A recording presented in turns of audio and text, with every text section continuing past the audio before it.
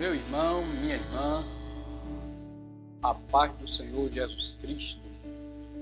Sou o pastor Cícero da Graça, primeiro vice-presidente da Assembleia de Deus de Camaçari e coordenador do departamento de ensino da nossa igreja aqui de Camaçari. Meu pastor é o pastor Cleudson Carlos, pastor presidente da Assembleia de Deus de Camaçari, e estamos trazendo este programa de ensino da Palavra de Deus, onde o nosso foco é o ensino das lições bíblicas da escola dominical. E eu tenho certeza de que você, que é aluno e professor da escola dominical, será grandemente enriquecido através do ensino da Palavra de Deus. E durante esse segundo trimestre de 2020, estamos estudando uma lição que traz como tema geral a Igreja eleita, redimida pelo sangue de Cristo e selada com o Espírito Santo da promessa. E o tema proposto para o ensino da lição bíblica do dia 17 de maio de 2020 diz o seguinte: Cristo é a nossa reconciliação com Deus. E este importante tema será abordado com o professor Antonilson Almeida, que também faz parte do nosso departamento de ensino. Professor Antonilson, a paz do Senhor. Que a paz do Senhor esteja com o senhor também, pastor Cícero. Muito obrigado pelo comentário que o senhor fez aqui inicialmente. Dizer que é um prazer muito grande ter o senhor como diretor da nossa escola dominical. Tá? Também externamos essa paz, os nossos cumprimentos ao nosso pastor presidente, pastor Cleudson Carlos, que é o responsável por todo o projeto, né? Presidente da Assembleia de Deus em Camaçari, igreja da qual nós fazemos parte. Muito bem, queridos, também quero agradecer a você por, nesse momento, estar acessando esse vídeo e permitindo que entremos até a sua residência para meditarmos na palavra. Bom, a lição de hoje vai falar sobre Cristo é a nossa reconciliação com Deus. Cristo, a nossa reconciliação com Deus. A lição será muito rica em suas aplicações, porque ela propõe uma intermediação entre um projeto mais antigo, inerente à nação de Israel, e o novo projeto de Deus para nós, a Igreja do Senhor.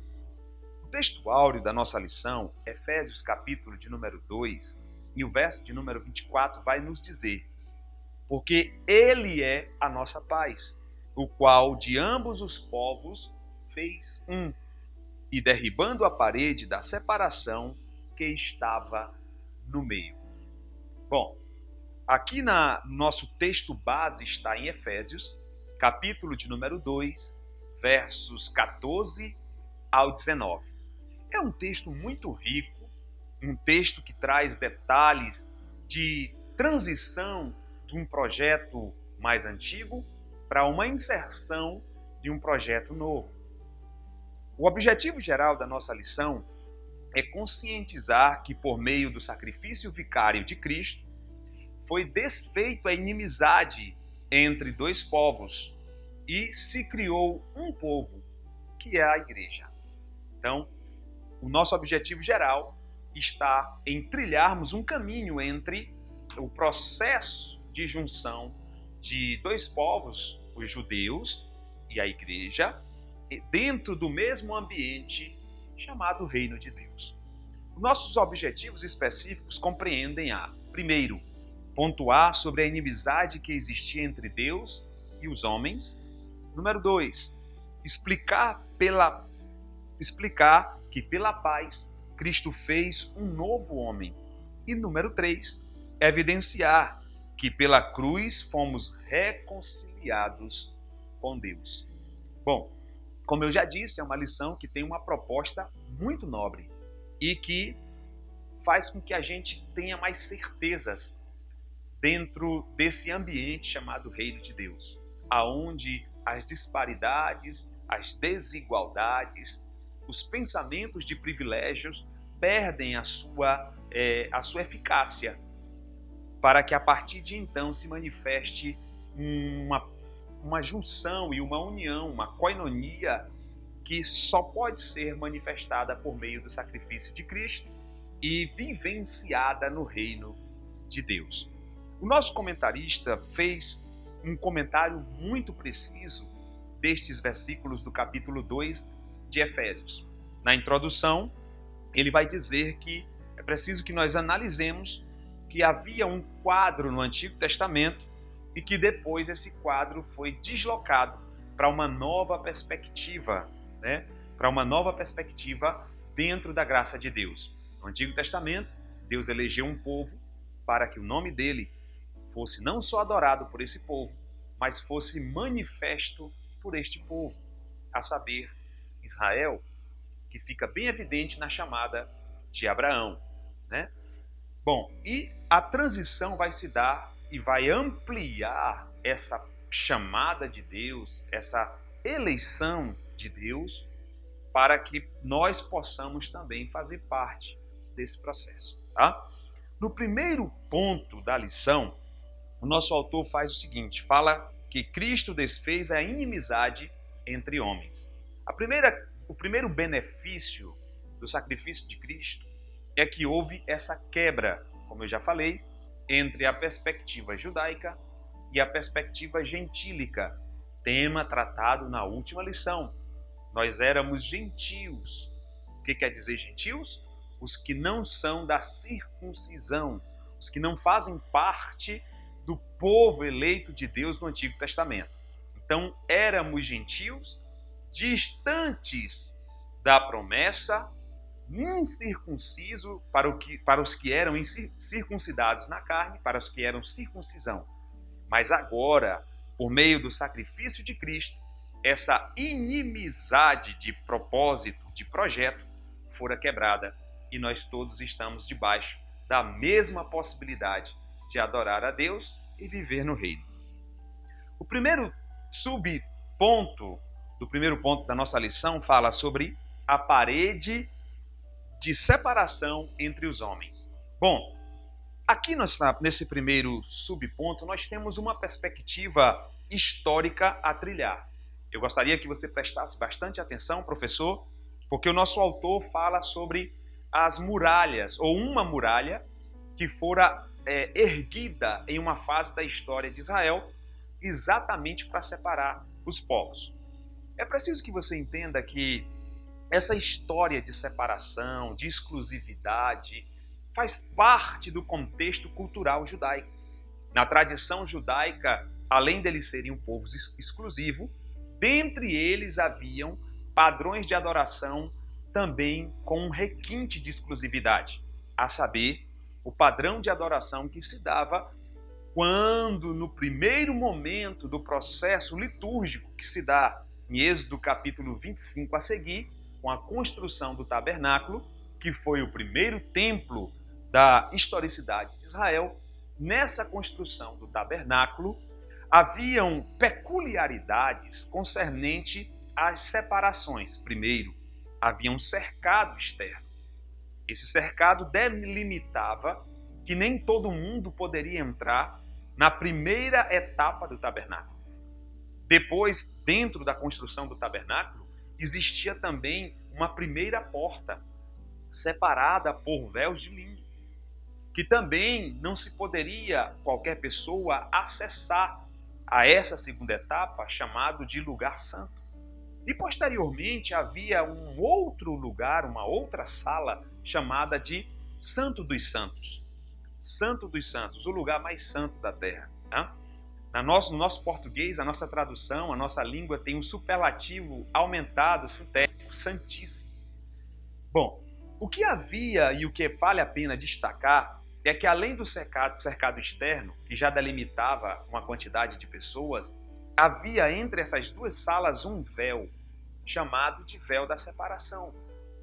Esse véu denso, grosso, espesso, de linho branco, tinha na sua parte, que dá para a segunda sala, bordado ali as figuras de 2 querubins.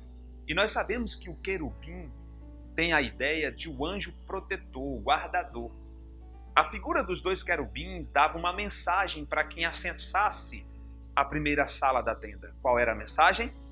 Esse lugar aqui está guardado. Não deve ser acessado por qualquer um. Esse lugar é um lugar especial.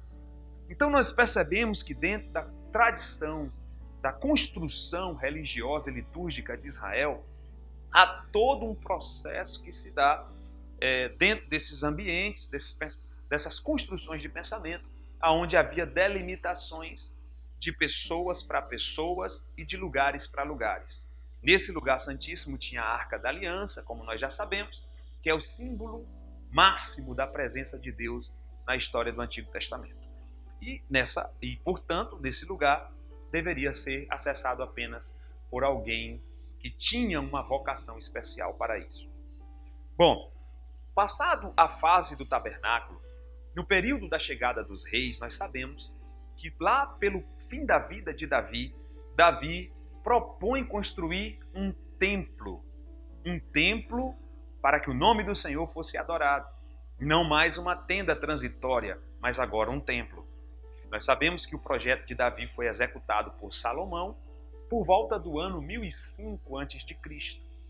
E nessa fase da história, com essa construção do templo, que você deve se lembrar, foi construído lá no Monte Moriá, tá? É importante você pensar e falar sobre isso também com seu aluno, você que é estudante da palavra, para que você possa estar ampliando. Lá no Monte Moriá foi o local onde Abraão entregou o seu filho e Deus proveu um cordeiro para substituir o sacrifício de Isaac.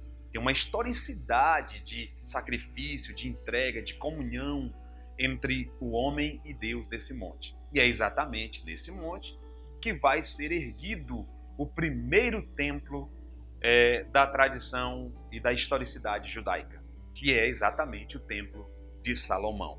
Bom, então, eu quero que você entenda que essa riqueza de detalhes do processo de manifestação litúrgica de Israel é muito rica. E a concepção de limitações entre pessoas e pessoas também faz parte da história de Israel.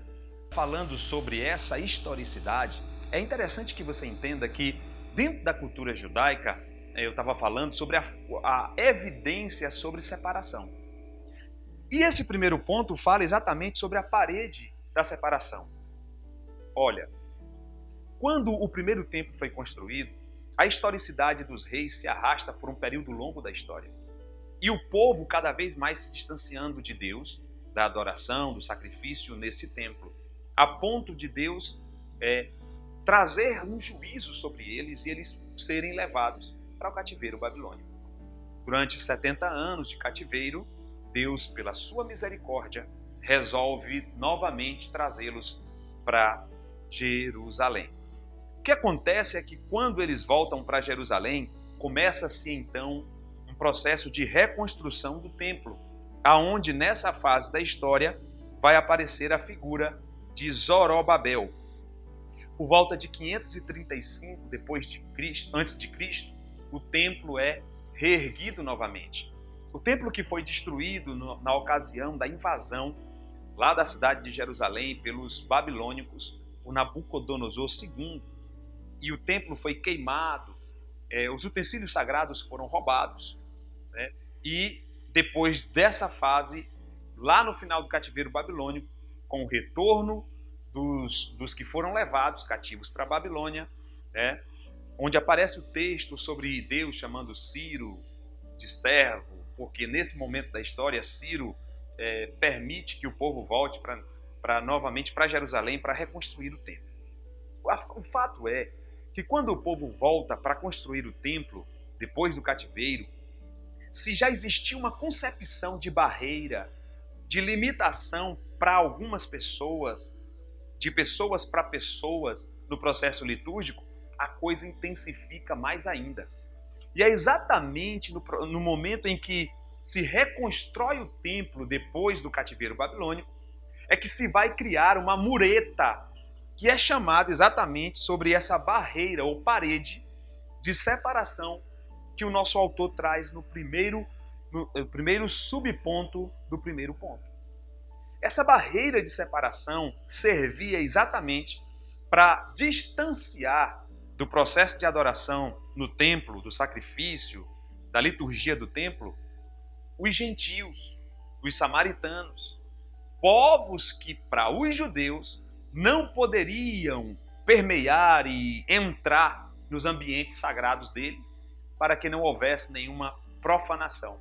Então, os judeus enrijecem ainda mais o processo de filtros dentro do campo da adoração, e essa parede aparece pela primeira vez em 535, na reconstrução do templo depois do cativeiro babilônico por Zorobabel. Tá? Eu espero não te cansar com essa historicidade toda, porque, na verdade, nós precisamos ter esse pano de fundo histórico para que possamos ter a noção certa da proposta do nosso autor e do texto lá de Efésios capítulo 2, do 14 ao 19. Então, essa parede que foi construída distanciava ainda mais os gentios, samaritanos e estrangeiros no processo de adoração. Tá? Bom, esse templo, com o passar do tempo, foi se deteriorando e por volta ali do ano 167 a.C., Herodes, para ganhar ponto com os judeus, faz uma reforma no Templo de Salomão e levanta ainda mais esses muros, essa mureta de separação, evidenciando que ali, naquele local, os gentios não podiam entrar. Então, o que o nosso autor fala sobre essa parede de separação tem a ver com essa historicidade, tá? Bom, no segundo subponto fala sobre a derrubada da parede de separação. Uma das coisas que Cristo realiza no seu sacrifício, na sua obra redentora, é tirar a eficácia desse muro de separação. E aqui nós vamos transitar do aspecto estrutural, físico e natural para o aspecto espiritual. Se havia todos esses filtros, os que já existiam antes, desde a época do tabernáculo, o véu com a figura dos querubins, o véu da primeira sala, o cercado do átrio, se já havia todo esse processo, e agora já depois, com essa mureta de separação com os gentios, imagine como era difícil o processo de adoração, o processo de participação dentro dessa liturgia judaica. Quando Cristo morre na cruz, ele vai exatamente quebrar, romper com todas estas barreiras que dificultavam o processo de adoração, incluindo dentro do processo e do projeto de Deus de adoração ao nome do Senhor, todos os povos que ficavam fora. O povão judeu que ficava fora do átrio, os gentios que ficavam lá fora depois da mureta, e todos agora podem ter acesso à presença de Deus. Então, em Cristo, o muro de separação foi derrubado. Que muro é esse? O muro construído depois do retorno do cativeiro babilônico no ano 535 por Zorobabel, com um objetivo, é claro, nobre, com um certo zelo, mas que posteriormente fora potencializado, criando uma separação e uma discriminação entre samaritanos, gentios e por aí mais, tá bom? Então essa é a parede que foi derrubada, que está aqui dentro do primeiro subponto e segundo subponto da nossa lição. Bom, o terceiro subponto da nossa lição fala sobre os conceitos, o conceito da lei e dos mandamentos. Aqui eu quero fazer um comentário com vocês sobre os três aspectos da lei judaica. Existe o aspecto da lei civil, o aspecto da lei moral e o aspecto da lei cerimonial. Os 603 preceitos que compreendem a Torá, a lei judaica, eram divididas nesses três campos. Leis civis, que se dava sobre a questão dos relacionamentos na sociedade, leis moral, que se dava no aspecto entre o homem com o homem e o homem com Deus, e as leis cerimoniais, aonde se dava o processo de adoração, liturgia e manutenção das instituições religiosas. Então, essas 3 leis compreendem o processo da Torá, da revelação de Deus para o povo de Israel, esses 3 campos da lei. Dentre eles, eu queria destacar o que está em Colossenses, capítulo de número 2. Colossenses, capítulo de número 2, e o versículo de número 11, você pode acompanhar aqui, ó. Olha o que está escrito. Versículo de número 10. E estáis perfeitos nele, que é o cabeça de todo principado e potestade, no qual também estáis circuncidados, no sentido espiritual, com a circuncisão não feita por mão do despojo do corpo, da carne, mas a circuncisão de Cristo. Que circuncisão é essa?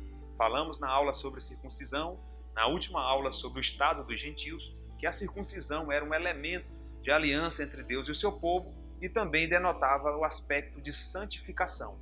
Os circuncidados estavam em um aspecto de santificação e dentro do campo da aliança com Deus. Só que aqui no texto de Colossenses 2:11 vai dizer que nós somos circuncisão em Cristo. Ou seja, o processo de santificação sai de um aspecto natural, normal, físico, para um aspecto espiritual, expandindo a possibilidade do reino em nós. Olha o versículo de número 12. Sepultados com ele no batismo, nele também ressuscitados pela fé no poder de Deus, que o ressuscitou dos mortos. E aí, nós temos o versículo de número 16. Portanto, ninguém vos julgue pelo comer,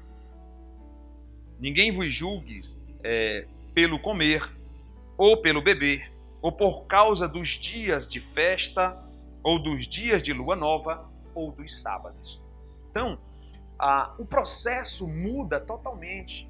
Os filtros do Antigo Testamento começam a cair. E a gente passa a ter um maior acesso ao nosso Deus e maior liberdade dentro do processo de adoração ao nome do Senhor. Só que aqui eu queria considerar como subsídio extra para você, professor, escola dominical e aluno. Eu não sei se você percebeu que no final do versículo 16, quando ele fala sobre as cerimônias, né? Dias de festas, de lua nova ou dos sábados. Você percebeu que sábados aqui está no plural? Você já entendeu que o sábado aqui está no plural? Então, eu vou te explicar agora o que é esse sábados no plural. Pois bem, a história dos sábados dentro da condição da cultura judaica está dentro do ambiente litúrgico de adoração. As festas judaicas, as festas principais, tinham os seus dias de festas separados de maneira espiritual, e esses dias de festas eram tidos como feriados. Preste bastante atenção nisso para que você possa fornecer esse subsídio para o seu aluno. Então, a palavra sábados, que aparece aqui no versículo 16 do capítulo 2 de Colossenses, vai falar exatamente sobre esses feriados. A palavra definidora para isso no original hebraico é Yom Tov, dias separados, dias de feriados. Só que esses dias de feriados eram chamados de sábado. Então, sábados aqui não é erro de português. Se arremete aos feriados que se davam nos dias de festa. Então, todos os dias de festas eram tidos como sábados. É claro que não é exatamente o sábado litúrgico, espiritual, estabelecido desde o Gênesis, do processo de criação, institucionalizado na lei de Moisés, que é o sábado do 7º dia. Mas esses sábados, eles faziam parte do ambiente litúrgico de Israel, tá bom? Então, quando você vê sábados no plural aqui do versículo 16, do 2º capítulo de Colossenses, se arremete exatamente a estes feriados peculiares às festas judaicas. Então, existia o sábado semanal e existiam os Yom Tovs, os sábados de festa. Fique atento a isso, leve esse subsídio, pesquisa mais, você com certeza vai ampliar a sua aula. Bom, no 4º subponto da lição, vai falar sobre a revogação da lei e dos mandamentos. Gente, Em Mateus capítulo 5, versículo 17, Jesus vai fazer uma declaração. Ao ser questionado pelos fariseus, Jesus vai dizer: eu não vim para quebrar a lei, para desfazer da lei, mas eu vim para cumpri-la. Então, eu quero ampliar com vocês aqui, porque na época em que Cristo veio, Jesus fez alguns questionamentos às práticas dos fariseus, dos religiosos da época, e esses questionamentos que foram feitos pelo Senhor Jesus não têm a ver precisamente com a lei na íntegra de Moisés, mas tem a ver com uma reinterpretação da lei. Professor, fique atento com relação a isso. Depois do cativeiro babilônico, e aqui eu volto mais uma vez ao cativeiro babilônico, quando o povo ficou 70 anos sem templo, sem a lei, sem a Torá, sem as liturgias de adoração, e passaram para manter a sua tradição, a frequentar um ambiente exclusivo, aonde os anciãos falavam sobre os projetos de Deus para a nação de Israel, a chamada de Abraão, a maneira como Deus tirou o povo da terra do Egito, para reavivar a fé.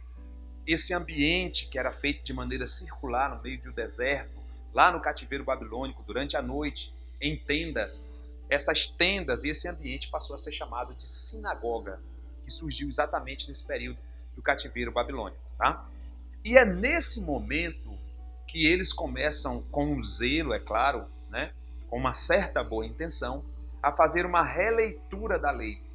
E aí surge Talmud, surge uma série de outros manuais de tradição judaica que são escritos paralelo ao que se tinha da lei já pré-estabelecida por Moisés. Um desses escritos, dessas interpretações, muito utilizado nos dias de Jesus, era a Halaká. Você deve se lembrar de um momento em que Jesus questiona o sábado praticado por eles. Por quê? Porque a Halaká ela endurecia ainda mais a lei de Moisés. Aí Jesus pergunta a eles: é lícito fazer o bem no sábado? Se um de vocês tiver o boi ou o camelo ou a ovelha caindo em um buraco, não vai tirá-lo de lá? Por que Jesus fez essa colocação precisamente para os fariseus que o questionavam com relação ao sábado? Porque Jesus sabia que no sábado de mosaico, no sábado da Torá, não havia todas essas prerrogativas, a possibilidade de não fazer um bem para alguém. Na verdade, o sábado de Moisés era um sábado onde a pessoa dava exclusividade a Deus, mas também servia não mais a ele, mas a quem precisasse dele. Então Jesus vai questionar a Halaká. Se você puder ir num site confiável, comprar um livro que fale sobre esse assunto, é muito importante para que você amplie a possibilidade da sua explanação de lição. Então, o questionamento de Cristo, a revogação da lei e dos mandamentos de Cristo aqui, não tem a ver com o não cumprimento da lei de Moisés ou o não comprometimento com a lei de Moisés. Tem a ver com a crítica que Jesus faz a Halaká, a reinterpretação da lei e as tradições pesadas dos rabinos em sua época, em seu contexto. Bom, vamos passar agora para o segundo ponto da nossa lição. No segundo ponto da nossa lição, vai ser destacado os versículos 15 a seguir do texto base da nossa lição, e nós vamos ter aqui no comentário do nosso autor: pela paz Cristo fez um novo homem. Pela paz Cristo fez um novo homem. No primeiro subponto do ponto 2, conceito bíblico de paz. O nosso autor traz, de uma forma geral, que a paz é uma descrição de boas relações, conforme Atos capítulo 24, versículo 2 e 3. É o fim de um conflito, conforme está escrito em Lucas capítulo 14, 32. Também é um estado de tranquilidade. Essas são as definições, o conceito bíblico de paz. Um estado de tranquilidade, conforme 1 Reis capítulo de número 4, versículo 24. E de uma qualidade de vida espiritual, conforme está escrito em Gálatas capítulo 5, versículo 22. Essa paz proposta pelo reino de Deus, que já começou, já está em nosso meio, é uma paz que, é claro, vai transcender, vai aparecer no nosso dia a dia, no nosso cotidiano, e nas relações que nós temos, mas, acima de tudo, é uma paz de equilíbrio pessoal. É uma paz que proporciona esse equilíbrio em meio a momentos difíceis, a momentos ruins. Essa é a paz que faz com que esse novo homem que somos nós venhamos manter um estado de equilíbrio e de estabilidade em meio às situações adversas, né? Como ele mesmo descreve nos evangelhos, né?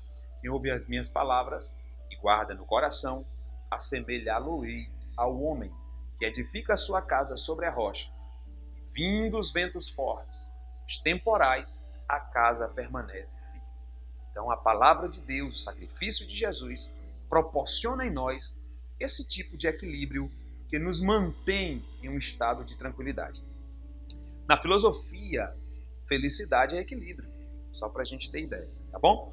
Segundo o subtópico, nosso autor traz a seguinte epígrafe: Cristo, o motivo da nossa paz. Mais uma vez, vale a pena frisar que essa paz ela se dá exatamente por conta da esperança que Cristo proporciona em nós. Então, Cristo traz para nós uma esperança que está para além das questões humanas, das questões naturais. Então, essa é a paz que Cristo nos proporciona. Bom, paz de esperança, paz oriunda da comunhão espiritual. Né? Você deve se lembrar de João, capítulo 14, versículo 17. Por que nós temos essa paz?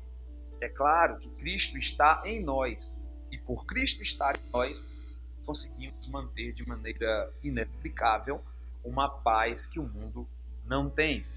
Em 14 de João, e versículo 17, diz que o Espírito da verdade que está, na parte C, o Espírito da verdade que está convosco e está em vós. A grande diferença para nós é que o Espírito Santo, vou ler o texto aqui na íntegra, né?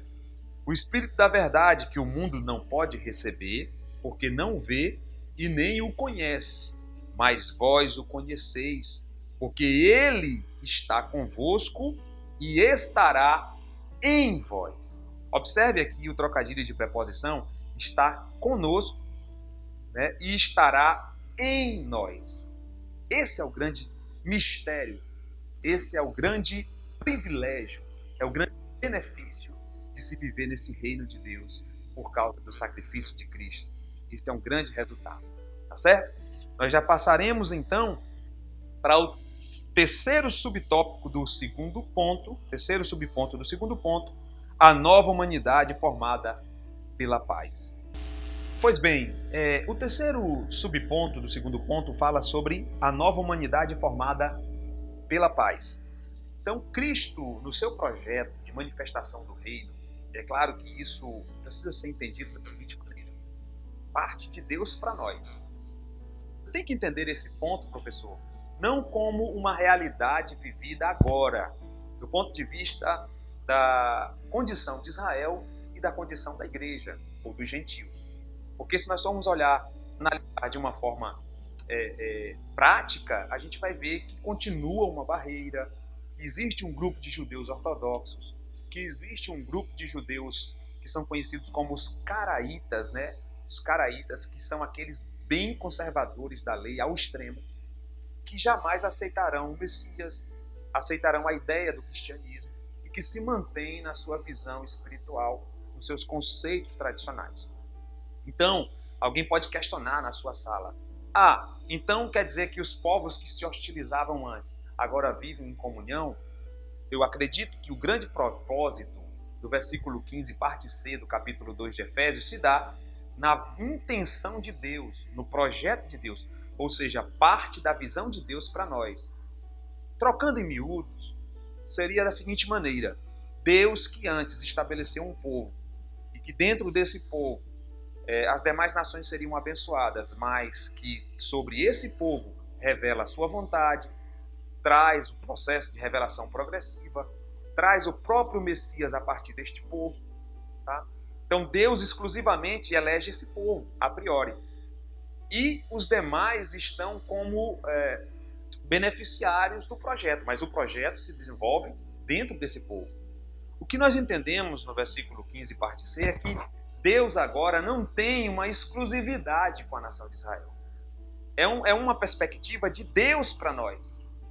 Pode até ser que na prática não seja tão visível essa união de povos, mas para Deus, o que havia de separações no processo de revelação de Deus dentro do povo de Israel não existe mais em Cristo Jesus.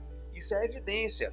E esse é o ponto alto dessa questão relacionada ao terceiro subponto do segundo ponto, né? Então, essa proposta de reino propõe para nós inclusão social, inclusão espiritual, igualdade de valores. Esse novo homem deve trazer um conceito de tabernáculo. Isso aqui você deve levar como aplicação para a sua sala de aula, você que estuda a palavra. O conceito de tabernáculo cai muito bem nesse terceiro subponto do segundo ponto. Qual é o conceito de tabernáculo? O conceito de tabernáculo, ao contrário do conceito de Babel, o conceito de tabernáculo é o tabernáculo no centro e as tribos reunidas ao redor. A presença de Deus desce por invocação do sacerdote pelo sacrifício no centro e abençoa de maneira igualitária a todos.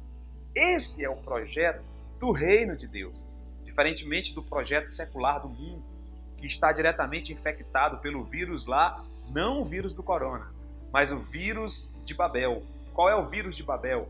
O vírus do egocentrismo, de querer subir de qualquer jeito, de querer estabelecer o seu trono, de querer suplantar os outros, de querer ser um tipo de Deus. Este vírus é destrutivo, mas a proposta de reino, a partir de Deus para nós, na pessoa do Senhor Jesus Cristo, é o conceito de igualdade perante a sua presença. Então, basicamente, esse terceiro subtópico tem uma riqueza muito grande de detalhes e você deve tomar cuidado, principalmente concernente a algumas questões que o autor coloca. O autor diz que os povos não se hostilizam mais, porque agora existe um conceito de união entre os povos. Na verdade, esse conceito parte da vontade de Deus para nós. Essa realidade vai se dar de uma forma plena? Sim, lá no milênio, na última das grandes dispensações. Lá nós teremos na íntegra o cumprimento desse projeto de Deus que já está em evidência. Dito isto, vamos para o terceiro ponto da nossa lição, que fala pela cruz, reconciliados com Deus num corpo. Esse ponto é muito rico e já estamos chegando já ao final da nossa lição, mas nesse último ponto da nossa lição, o autor trata no primeiro subponto, Cristo fez maldição, se fez maldição por nós. É preciso que você entenda uma coisa muito lógica. O pecado foi concebido aonde? O pecado foi concebido na carne. Se o pecado foi concebido na carne, só haveria uma possibilidade dentro da jurisdição divina, dentro da lei da semeadura de Deus, uma possibilidade de se pagar o pecado. Na carne também. É exatamente por isso que há uma necessidade de que Cristo fosse encarnado para que na carne o pecado fosse vencido em sua condição natural. Você deve se lembrar de Romanos capítulo 5, vê se eu acho, Romanos capítulo 5, separei esse texto para nós lermos aqui, porque de fato esse texto é muito importante, tem tudo a ver com esse primeiro subponto do terceiro ponto. O pecado entrou no mundo por meio de um só homem, e o seu pecado trouxe consigo a morte. Como resultado, a morte se espalhou a todos de toda a raça humana. Assim como a morte veio por um só homem, 1 Coríntios capítulo 15, versículo 21. Porque assim como a morte veio por um só homem, da mesma forma por um homem veio a ressurreição dos mortos. Tá? Tem o texto também de Romanos que nós estávamos lendo, na sequência fala que como o primeiro Adão, pelo primeiro Adão veio o pecado e a morte, assim também pelo segundo Adão veio a salvação e a reconciliação. Então Cristo se fez carne, se fez o segundo Adão para resgatar esse reino que havia sido perdido.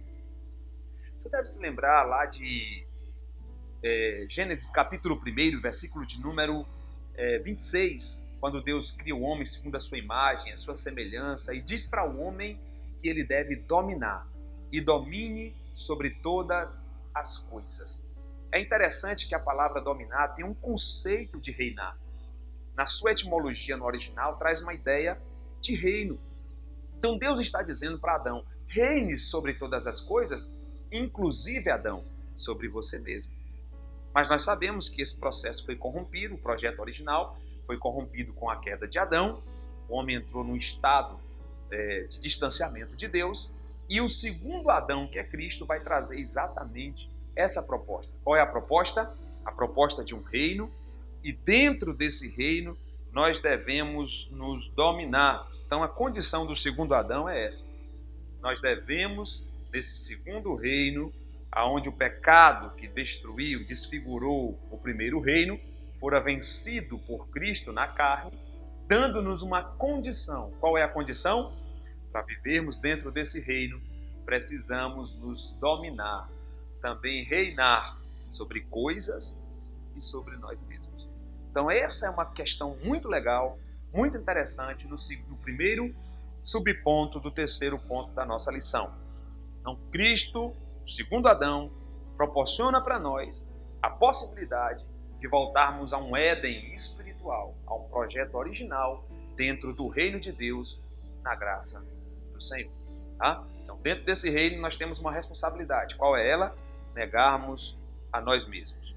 O pecado foi vencido na carne porque ele se fez maldição para vencer o pecado. Segundo subponto da lição fala: reconciliados pela cruz de Cristo. Então, como nós já havíamos falado, Cristo vence o pecado na carne. A necessidade da encarnação de Cristo foi tamanha, haja vista que na história da humanidade ninguém conseguiria pagar o preço que só Cristo pagou. É exatamente por isso que no versículo 8 do capítulo 2 de Efésios diz que pela graça nós somos salvos por meio da fé. Não vem de nós, não vem das obras, para que ninguém se glorie. Ou seja, ninguém conseguiria pagar o preço do pecado, só Cristo. Então é um favor de Deus pelo sacrifício meritocrático de Cristo na cruz do Calvário. Então ele se fez maldição por nós e nos reconciliou na cruz. Reconciliados na cruz em um corpo. Terceiro subponto do terceiro ponto da nossa lição. Como eu já disse a vocês, a proposta de Deus para nós é que nós sejamos um corpo, no qual Cristo é o cabeça deste corpo. Vou voltar novamente para o texto em Colossenses capítulo 2, e dessa vez eu vou ler o verso de número 19. E não ligado à cabeça, da qual todo o corpo, provido e organizado pelas juntas e ligaduras, vai crescendo em aumento de Deus. Deixa eu ler o 18 para que você entenda melhor.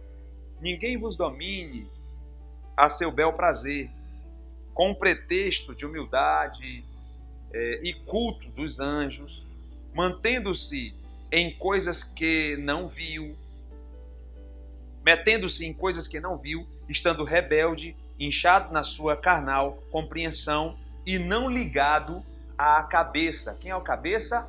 Cristo. No contexto do texto vai falar que nós somos um corpo, no qual Cristo é o cabeça.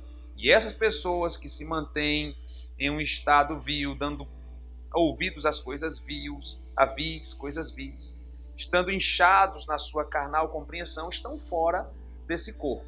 Mas nós que estamos ligados nesse corpo, estamos organizados nesse corpo, pelas juntas e ligaduras, e vamos crescendo em aumento diante de Deus. Então olha só que Paulo vai fazer uma perspectiva, uma metáfora, uma construção do corpo, com essa perspectiva do corpo.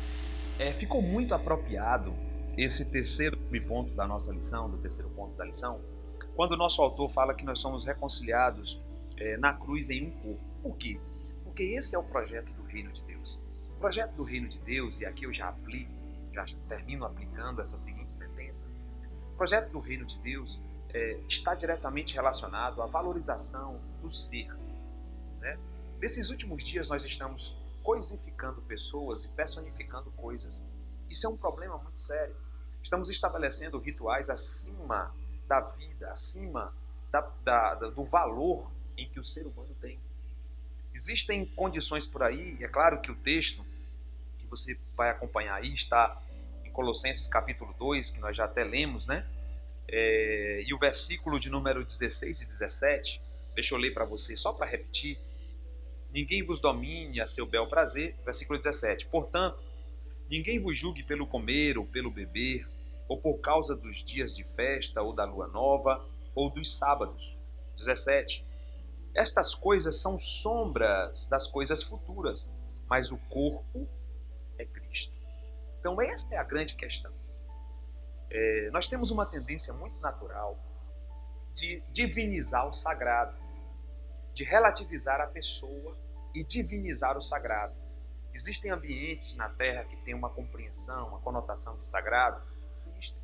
Mas nenhum desses ambientes pode se comparar ao valor da vida. A própria Bíblia já diz que uma vida vale mais que o mundo inteiro. Esses são os valores do reino. Então Paulo está fazendo uma ponderação aqui sobre as questões relacionadas às práticas judaicas, às festas, os padrões do que se deveria comer como padrão de santidade ou não, guardar os dias de feriado, os Yom Tovs, os sábados, as luas novas. Paulo está dizendo agora que nada disso realmente é definidor da nossa fé no ambiente espiritual em que Cristo é o cabeça e nós somos esse corpo. Que corpo é esse? O corpo que se interliga para além das tradições. O corpo que vive, sobrevive, para além dos conceitos, das liturgias, das práticas que são levantadas e sacralizadas. Nenhuma prática, nenhuma liturgia pode ser mais importante do que eu e você estarmos unidos em Cristo. Essa é uma grande reflexão que a lição traz, que o nosso comentador aborda nesse último subtópico do terceiro ponto. Esse último subponto e nós somos um corpo. Essa é a proposta do reino. Nenhum ambiente sagrado, nenhum padrão litúrgico sagrado deve ser maior do que a comunhão desse corpo na cabeça, que é Cristo. A comunhão do corpo, dos membros do corpo, ligados e direcionados pelo cabeça, que é Cristo. Fazendo assim, eu fecho a minha reflexão de hoje, meus subsídios a você de hoje, né, já com essa conclusão e dizendo para você que mais do que nunca nós devemos entender que as barreiras de separação foram vencidas, os muros criados ao longo da história foram vencidos. O sacrifício de Cristo é suficiente para até romper o véu e, rompendo o véu, nos ligar direto com Deus. É tão sério esta questão de que os elementos litúrgicos são vencidos e agora a compreensão está para além de padrões, de sequências, de etapas ou de símbolos, que quando o véu é rasgado de alto a baixo na morte de Cristo, lá dentro do lugar santíssimo, do Santo dos Santos, não tem mais a Arca da Aliança. Os utensílios que foram roubados lá no cativeiro babilônico nunca mais voltaram para o templo. E estes utensílios norteavam o padrão de sacralidade, de liturgia da nação de Israel.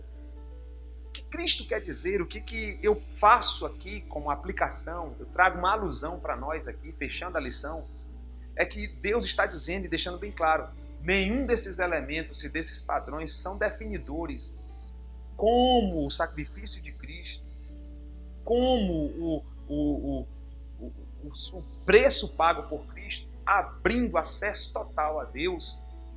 E nenhum desses elementos também podem ser mais importante do que a vida, do que as pessoas e do que a comunhão desse corpo em Cristo. Fica aqui essa reflexão para nós, fechando a nossa lição, concluindo a nossa lição de hoje. Que Deus te abençoe, que você continue estudando, pesquisando e que o Espírito Santo ministre aos nossos corações com mais propriedade a sua palavra. Quero agradecer a você por ter nos suportado até agora, a nossa equipe que sempre está aqui conosco, trabalhando com a gente, tá?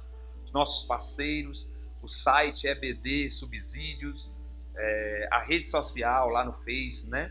Portal EBD, Portal da Escola Dominical, todos esses sites parceiros, a nossa igreja, o nosso pastor presidente, pastor Cleudson Carlos. Deus abençoe sua vida, se inscreve lá no canal, ativa o sininho para receber novos vídeos